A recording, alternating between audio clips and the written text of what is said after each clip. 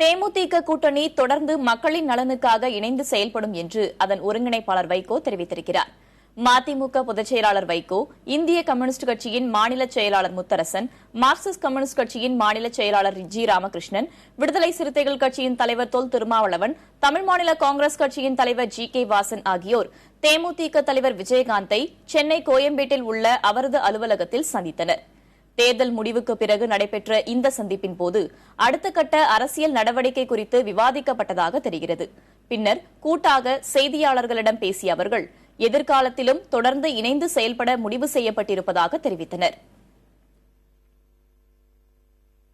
மக்கள் நலனை காக்க, தமிழக வாழ்வாதாரங்களை காக்க, நம் எதிர்கால தலைமுறையினுடைய வாழ்வை காக்க, தமிழ்நாட்டு மக்களினுடைய மொத்த நலனை காக்க நாங்கள் இணைந்து 6 கட்சிகளும் இணைந்து செயல்படுவது என்று நாங்கள் தீர்மானித்திருக்கிறோம்.